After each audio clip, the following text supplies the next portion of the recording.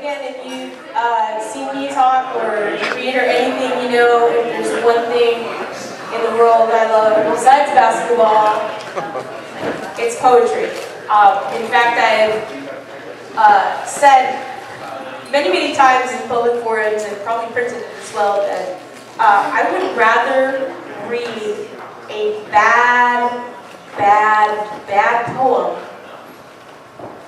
than a good piece of fiction. Because I do believe whoever's booing me, let's talk with him about the oppression of sentences, the British Empire, and the history of English and Anglo-Saxonness later. Okay, so let's talk about subject, verb, object, subject, verb, object, subject, object, subject, verb, object, subject, verb, object. Are you bored yet? Subject, verb, object? I'm having flashbacks. Sentences are great sometimes, but mostly they're a marketable, very useful thing. Okay, so I want to kick off this last part with introducing a friend of mine and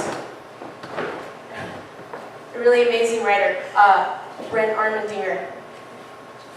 Let me find his name first.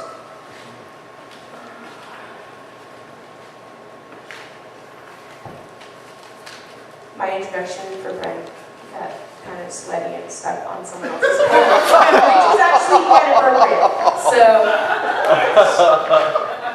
okay, one of the things I want to say about one of the reasons that I really pulled from my experience in Michigan and brought these writers together is because, Michigan was a really difficult place, and, I was reminded of that in some of the conversations I've had in the last few days.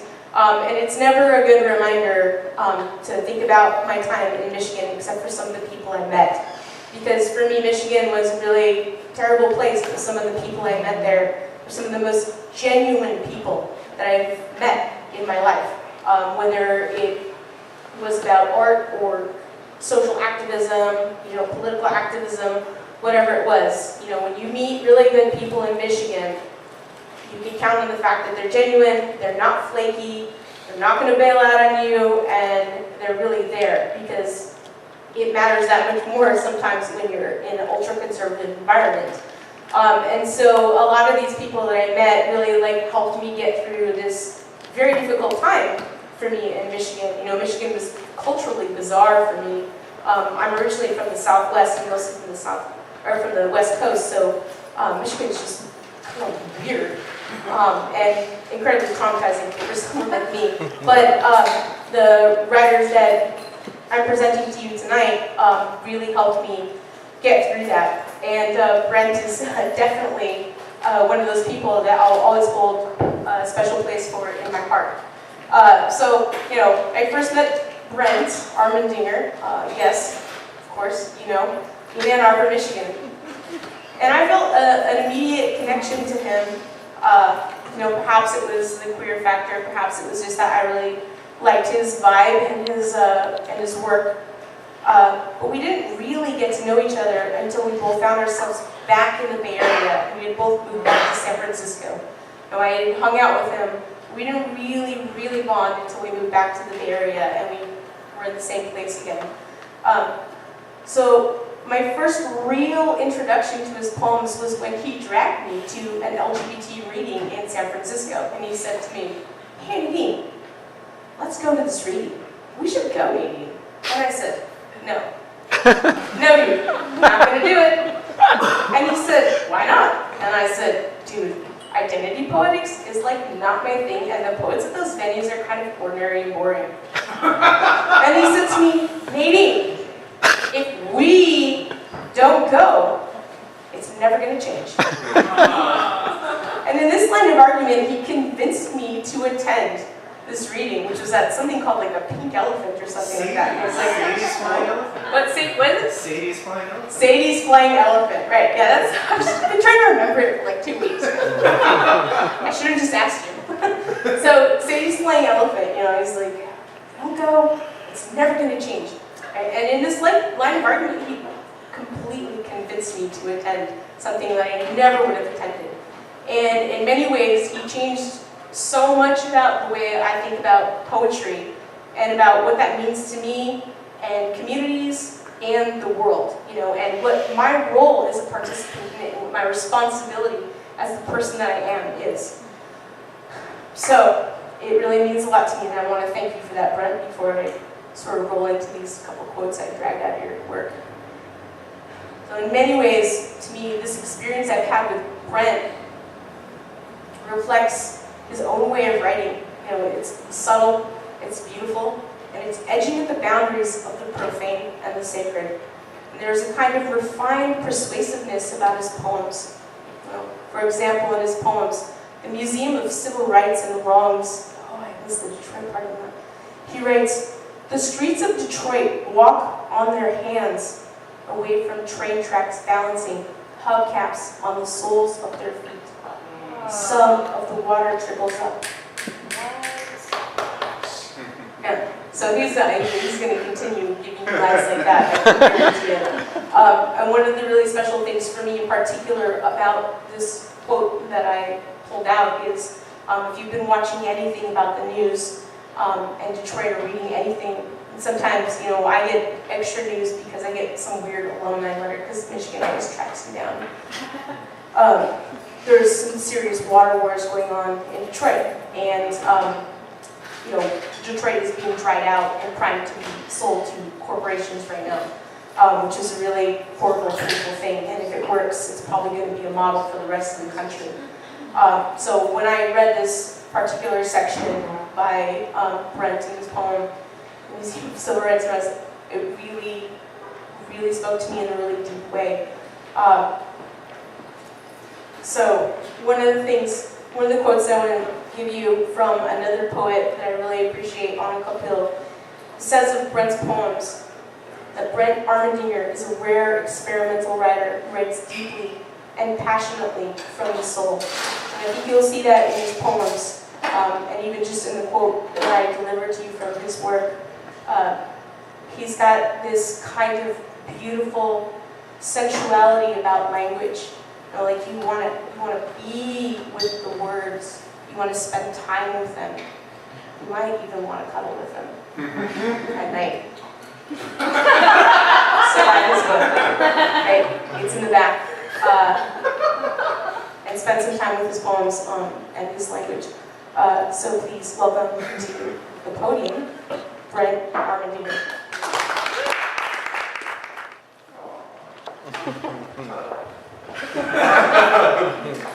Thank you so much, Nadine. You are awesome. I'm really happy to be here. Also, Seattle? I've only been here a couple times, but this is really cool. People are just sort of hanging out, not in a rush, drinking, listening to poems. That seems like a good thing to happen. Jason and Julia, your poems rocked.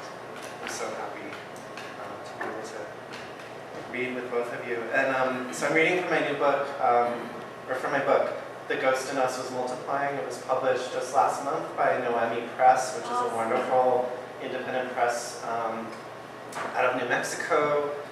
My friend Sam Lopes did the cover, which is so beautiful, and I saw it years before the book finally came out, and I knew that it needed to be the cover of this book. I'm just grateful that it was able to be so. Just here's the little spiel. It's normally $15. Tonight, it can be yours for $10. And I take cash and credit cards. I have the little iPhone attachment to my brain. It's really scary what's happening, but can't get away from it. Can everyone hear me? Yes. Okay. So this is the first poem in the book. It's called "This Is What I Have Been Made For." The body keeps asking the body to become a zero or a sum. This is the lesson of intimacy. This is the lesson of less than me. It begins in a quietness sometimes far. A cup on the shelf reveals my body to be sand, too late to fire it in the kiln, impossible to drink from. I fill it up with water. Where did I go, says the boy who has never been a boy. A hole in the wood becomes a church, like scaffolding, the mountain I cannot climb, the cup I cannot drink from, and this somehow relieves me. I cling to my beliefs. Nothing makes it not a mountain. I know afraid is so like scaffolding. I know the hole in me is where a steeple would be. I can sleep here after the last of the cinders cool. A ladder leans against a ladder longingly, but shall not climb on thee. This is what I have been made for to walk across a roofless me made of breath and not of wood. When it tumbles, less than sky is God's ambivalence. Thanks. That was nice. You don't have to do it. We do. I actually I had a professor at Michigan who said to me, like after graduating, she just wrote some letter to me, and she was just like, keep blushing. She ended the letter with, keep blushing. It's really funny.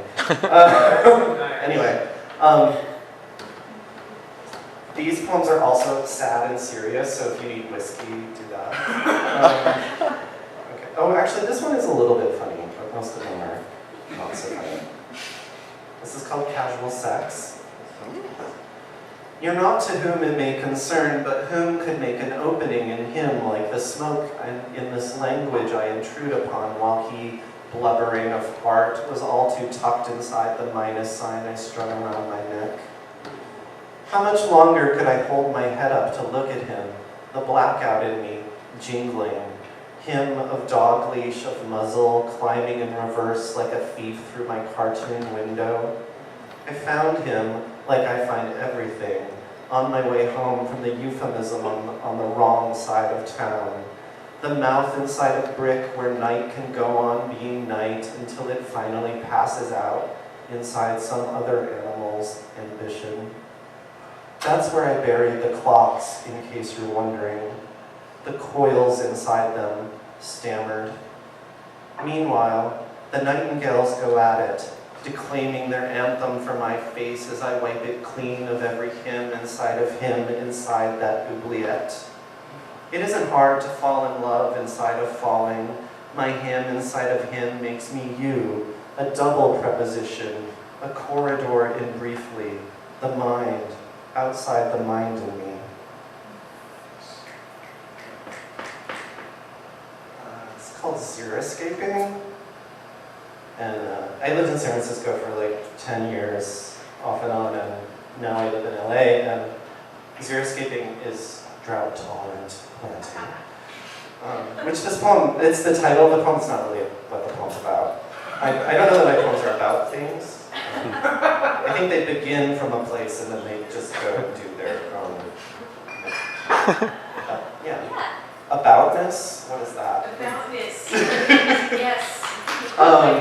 Anyway, but drought is a thing. It's a real thing down south. Coming up north. It's coming up north. Xeriscaping. The quietness after fucking filled the room with moths. A moth is when we stopped breathing long enough to be alive. What if X equals all the winged zeros we forgot on the way to how old we are, divided by a drought? 1,000 exhalations to spend the way we choose. What if we could? 1,000 breaths a day, the remainder as what's human. A moth wakes up inside a piano like hearing without a mouth. Wild was the wind, a radio uninterrupted by air. Out there is unwritten, a noise. Inside is embarrassed and very late, like a hospital. All those zeros falling down from the sky when I a moth goes back to sleep. The problem with breath is not a metaphor. The poet could live an hour or so outside his iron lung, maybe twice a week or only once a month. The problem with an hour, the problem with a zero. Above our heads we hold our metaphors, umbrellas fading in the sun, trying to steer it. It's practically desert, the slow, forgetful sky. I came to you by walking south, mailing my blood back north, knowing it would dry on my return address before it stained your hand. A stain, my zero, not the color you live in, but a bridge of wings to walk across, or a minefield. Behind a window, what is a friend outside the window? A bridge inside an envelope. Oh friend, what is a wing? A flat star to press against your face. Careful not to bury it. Careful in the thaw. Sometimes it's only memory that listens hard, the wing or train fall down. Sometimes it's only winter to not relent a leaf. This bruise is who's inside it. You put me on your shelf, a hospital for moths. Carefulness in the bruise, involuntary thaw. Under the freeway, you can sell your breath for a bucket of water, then pour the water in the river we turned upside down. The we that wasn't born here, a hand-me-down, a parable.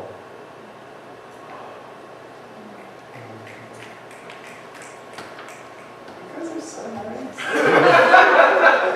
I was talking with Nadine earlier. We were talking about like experimental poetry, certain experimental poetry readings in cities where we have lived, and about how much we love experimental poetry, but also and sometimes maybe participate in it. I don't know, but also kind of hate the scene. And like, people can just be so rigid and like your syntax. I think poets need alcohol. I think it helps. I don't know. That didn't. Anyway, all of this is to say that you all are really friendly, and it's really nice to hear like a really diverse range of poetry in the same room. I think that's so necessary, and unfortunately, it doesn't happen a lot. That's right. It doesn't happen enough. Same with music. Good curators. Totally, the curators are the bomb. Or they're the flower coming out of the bomb.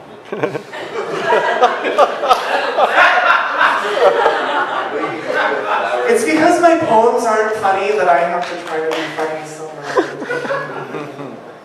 It's so weird. Okay, Castaways. In the dream you have given me, you're standing on a raft in the middle of a thunderstorm. It's not so hard to fall for you. You're holding my latest x-ray, asking if I've been sleeping okay.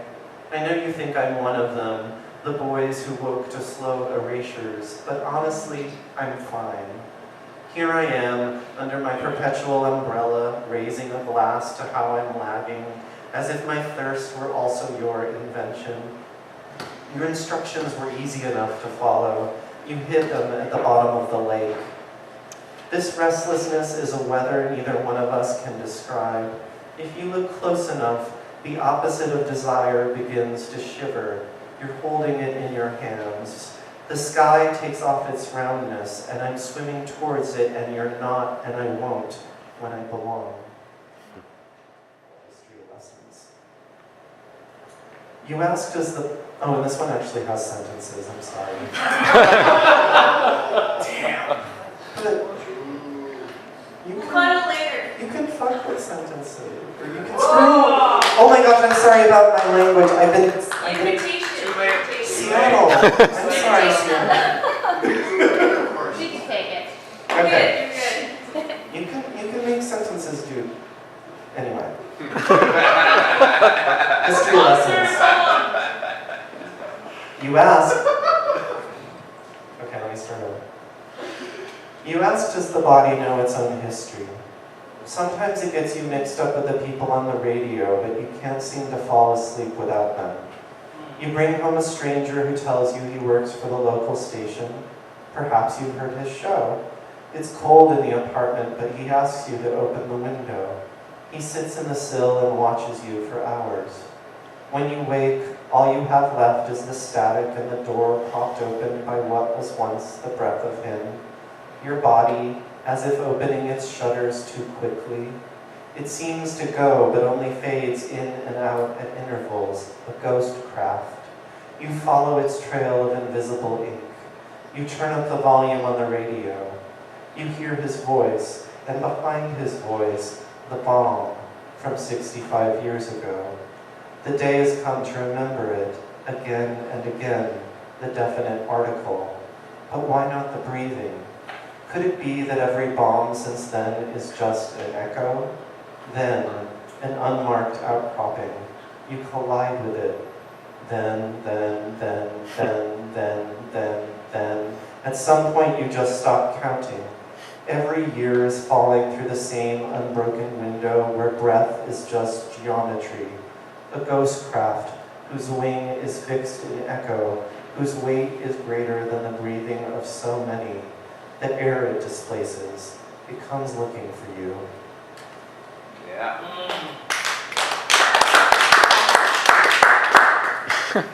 This is called The Flight Cage, and it's about drones. Or it starts from drones, I should say. After so many years of abbreviated sky, the new bird is cast from the bars of its former cage. What's left of the aviary is the no longer boy, a soldier, unable to exit a door he never entered. He drops off the kids, puffs out his little adopted cloud into Nevada. Some of it stays inside him, the hugely never Nevada. The lattice between the species begins to curve. It coats his lungs. He begins his tour of duty, flicks on the computer, the only window in the operation room, eye of the new bird which has no eye. He sleeps with his own half open, holding the bird with his invisible string, as if the war were not unkind. The casualties. What is a casualty if not swallowed by its facelessness? The digital idea of death comes flapping across the water. The blood can be viewed from a satellite, the way that morning spills immediately through the minus sign, through the semblance of a bowl. And this next poem is called Flotilla, and it's about the Gaza flotilla raid that happened in 2010. It's also about moss. Well, it's about me trying to understand both of those things together. Flotilla. Moss takes hold inside a tree before anyone can see it. Green is the gap between bark and question, the earliness of matter, O you, a shapeless mutter, the who before bone or homeland. To belong depends on how you cross through that checkpoint, or if anybody sees you. Slowly the sea chews all borders down to silica, but not in time for the ghosts who will not join you. This bus, the forever detainees, the empty seats you weigh down with anchor, the only remainder of the ship on which you tried to enter. You'll return by air and not by harbor.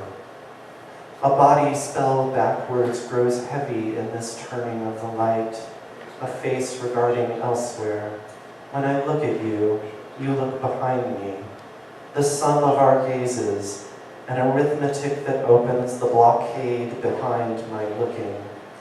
The autopsies revealed the guns were fired at close range. The ghosts go spilling through the floor. To feed on damp and darkness precedes the slow pilgrimage to light. I think of the monk who told me to hold my belief inside an open palm. I think of surface area, the sky compressed to earth inside a raised fist. How a moment like gunshot, the grammar, the problem of exposure, an auxiliary sky between the person and what happened, the subject and what you saw, a sky you can't let go of. You travel not so much by bus as you do by window, the others clothed in shadow, their shirts the color of night, which is the heaviest cargo, the sunken body, relief. Some species of moss will not die for lack of water, or they die so slowly a distant rain feeds them. When moss grows, it fills the seams of memory with its thread-like spear, the softest anchor whose climbing makes a cluster, as if we too might walk like this, as if each hollow grows a limb.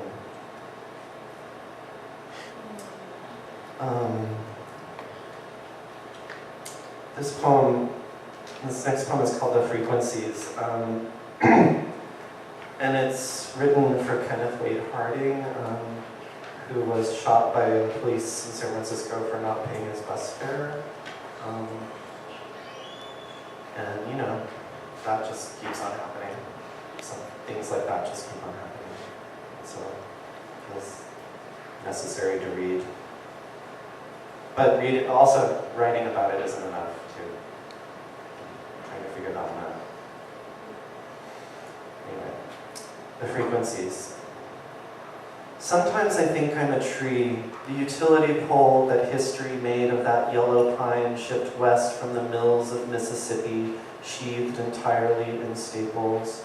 Run your fingers up and down my little goalposts, those almost squares that cover me, anomaly as true as foliage.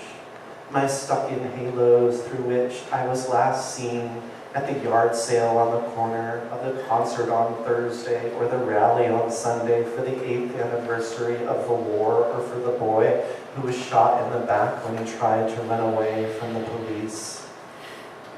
He was alive, and he didn't pay his fare, and he ran, and he was only 19, and no. The police say, there is no say, entirely. He was running before he even got on the bus, 10 times in the back, 10 times running entirely. In the late 15th century, the word for victim fell into someone's mouth.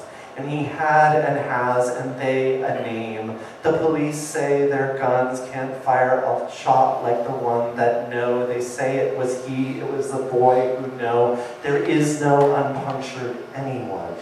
What I mean is history. There is no completely stapled to the pine. No sentence whose edges have not been no, entire, despite the desire for grief to, a commonplace, a victim, a solitary, not them, whose feather, whose etymology has not been disintegrating. Time is always getting rained on and peeling, a who, outlived by the tooth that put it there. A name fell into no. What does it matter the size of the caliber after 10 times kills anything remotely resembling a him or a them, a who? Caliber, the internal diameter of a name fell into someone's mouth. Gone, 10 times gone. The weight of all those wires above and the voices stuck inside them, and when are they going to fall?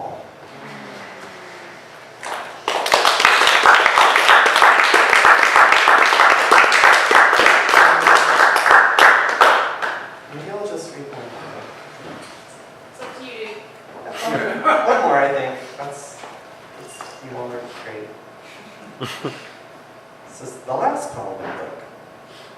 It's called A Devotion to Spheres. Oh, it's also sentences. Just for me.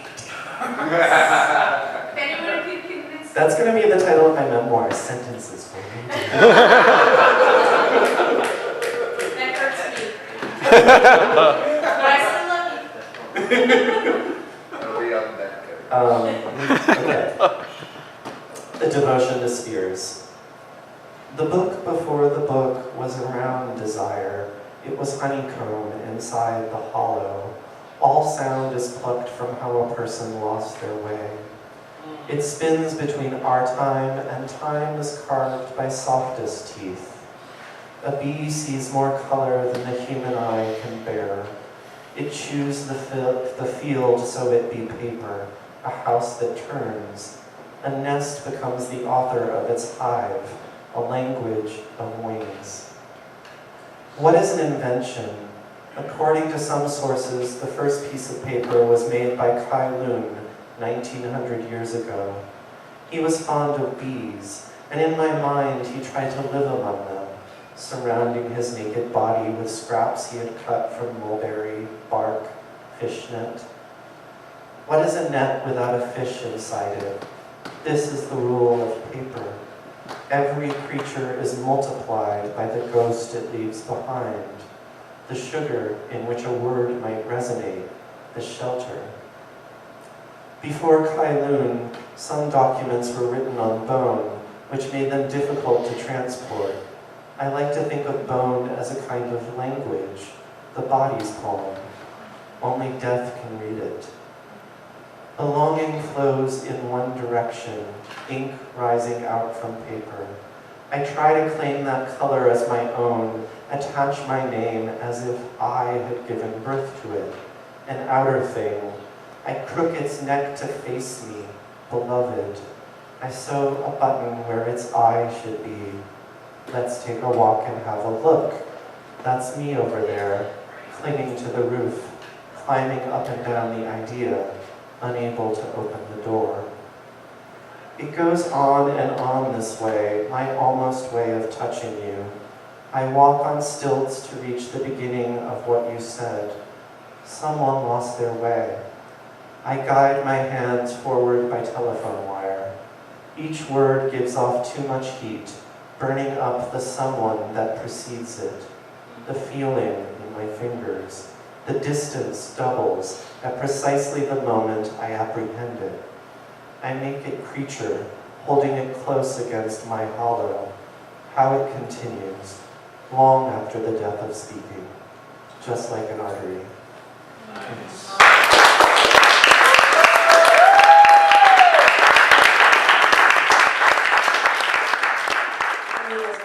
Brent's poems, so thanks for bringing that. Tonight we're asking for a donation for the poets, $5 donation.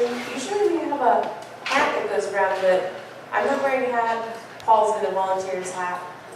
So if you could put a donation in there, that would be really amazing.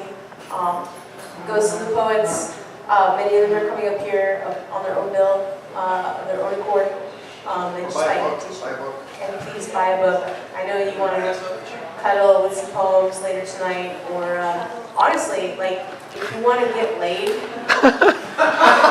take home some of these poems, because I'm quite certain, yeah, $10. I mean, seriously, I'm pretty sure you can get laid with some of these poems. So please, like, buy the books in back. Please generously donate to us, which really means to the poets. And I want to thank everyone for coming up. Julia came up from Portland. Brent came up from Los Angeles. Jason came up from South Seattle. Which is closer, but still, I'm going to challenge you. Again, thank you all for being so supportive of the SPLAB City Presents reading series, and thank you for the poets for being supportive of me and my life and my trauma in Michigan, and also continuing to be in contact. So the last thing I just want to remind you of is the Cascadia Poetry Festival in Nanaimo. Check it out, SPLAB.org. Again, $25 and a sweet membership ride to Nanaimo, which I've never been to, but sounds amazing. And also kind of scuzzy, which could be really sweet.